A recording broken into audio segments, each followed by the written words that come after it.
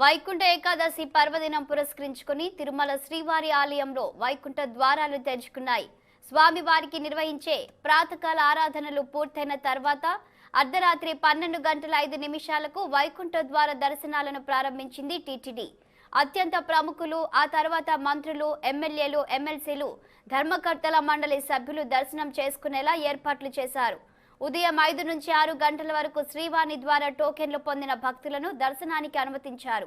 ఉదయం 6 గంటల నుంచి సామాన్య భక్తులను శ్రీవారి దర్శనానికి అనుమతిస్తున్నారు. ముక్కోటి ఏకాదశి రోజు స్వామిని దర్శించుకునేందుకు భక్తులు ముందుగానే ఆన్లైన్లో 300 ఆన్లైన్లో టోకెన్లు పొందారు. ఇవాల్టి నుంచి నెల 11వ తేదీ వరకు నిర్దేశిత టోకెన్లు కలిగిన భక్తులను శ్రీవారి వైకుంఠ ద్వార దర్శనానికి అనుమతించనున్నారు.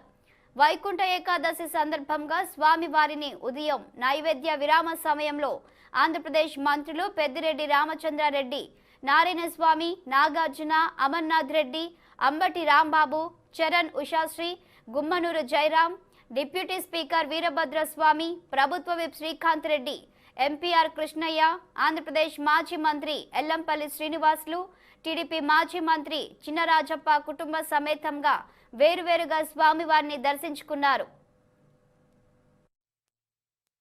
భగవంతుడు ఆశీర్వదించాలని చెప్పి మనసారా కోరుకోవడం జరిగింది. సార్ మన కందుకూరు జరిగింది, నిన్నేమో గుంటూరులో టెంపుల్లో ఎందుకు బా అంటే నేను టెంపుల్లో ఎందుకు టెంపుల్లో పాలిటిక్స్ సార్ వైకుంఠ ఏకాదశి సందర్భంగా స్వామివారిని దర్శించుకోవడం జరిగింది. సర్వోజనో సుఖనో భవంతని రాష్ట్ర ప్రజలందరూ, రైతులందరూ బాగుండాలని, కార్మికులు బాగుండాలి, కర్షకులు బాగుండాలని, ప్రతిపక్షాలు మనసులు మారి వాళ్ళు క్రూరంగా కాకుండా చూడాలని చెప్పి ఆ భగవంతుని కోరుకుంటం జరిగింది. ప్రజల ప్రాణాలు గాల్లో కలగకుండా రాజకీయాల్లో చేసుకోవాలి, కానీ సామాన్య ప్రజల్ని చల్లగా చూడమని ఆ భగవంతుని కోరుకోవడం జరిగింది. అంటే దాదాపు 14 సంవత్సరాలు సీఎం చేసిన వ్యక్తి సభలో గత 4 రోజులు జరగకముందే ఈరోజు కూడా ఆయనకి చిన్న మెదడు సిదిగిపోయింది. ఆయన ఏం మాట్లాడుతున్నాడో ఆయనకే తెలియట్లేదు. ఆయన మాట్లాడితే సెల్ ఫోన్ నేనే కనిపెట్టానంటాడు, డిఎన్ఏ నేనే కనిపెట్టానంటాడు, కరోనాకు మందు నేనే కనిపెట్టానంటాడు, సింధూర్ నేనే తయారు చేశానంటాడు, ల్యాప్టాప్ నేనే కనిపెట్టానంటాడు.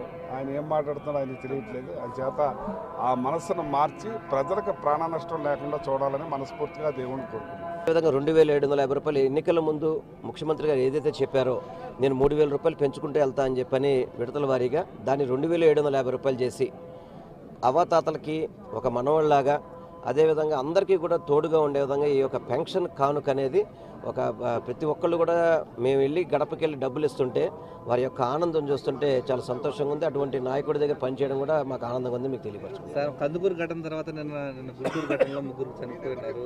ఈరోజు విపక్ష నేత పర్యటనలో ప్రాణాలు కోల్పోతున్నారు ప్రజలు, ఏ విధంగా చూడాలి?